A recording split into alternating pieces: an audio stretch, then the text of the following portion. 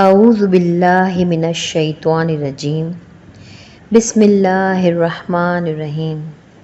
یہ واقعہ امیر المومنین حضرت علی کرم اللہ وجہہ کے دور مبارک کا ہے۔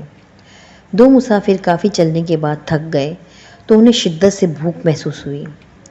دونوں ایک سایہ دار درخت کے نیچے اطمینان سے بیٹھ گئے اور اپنے اپنے توشے دسترخوان پر رکھ دیے۔ ایک کے پاس 5 روٹیاں تھیں اور دوسرے کے پاس 3۔ ابھی کھانا شروع بھی نہیں کیا تھا کہ ایک تیسرا مسافر پاس سے گزرا۔ اس نے انہیں سلام کیا۔ انہوں نے سلام کا جواب دیا اور اسے کھانے کی دعوت دی۔ وہ بے تکلف ہو کر شریک ہو گیا۔ تینوں نے روٹیاں برابر کھائیں۔ کھانا ختم ہونے کے بعد وہ صاحب کھڑے ہوئے اور ان دونوں کے پاس 8 درہم رکھتے ہوئے کہا، میں نے آپ دونوں صاحبان کا جو کھانا تناول کیا ہے اس کے عوض یہ درہم رکھ لیجئے۔ وہ صاحب تو دام دے کر چلے گئے، مگر ان دونوں حضرات کے درمیان بٹوارے کو لے کر تنازع یعنی جھگڑا شروع ہو گیا۔ جن صاحب کی 5 روٹیاں تھیں ان کا کہنا تھا کہ 5 درہم میرے اور 3 تمہارے۔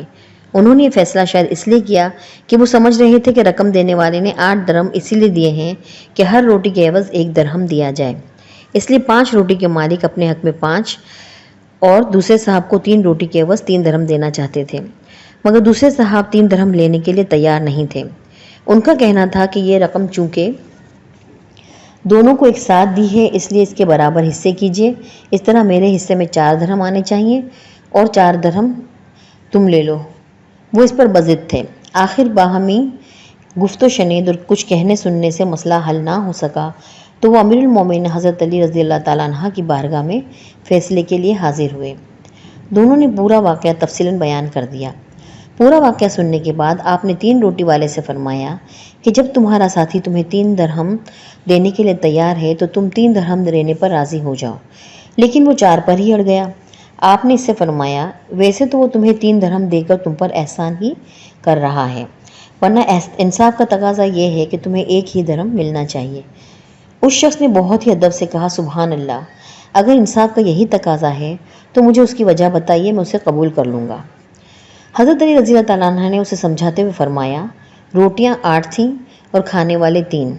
ظاہر ہے کہ 3 پر 8 برابر تقسیم نہیں ہو سکتے، اس لیے مانا یہ جائے کہ سب نے برابر روٹیاں کھائی ہیں تو سب کو مساوی کرنے کے لیے روٹیوں کا حصہ یا ٹکڑے مانے جائیں۔ ہر روٹی کو 3 ٹکڑوں میں تقسیم کیا جائے۔ اس طرح 8 روٹیوں کے 24 ٹکڑے ہوئے۔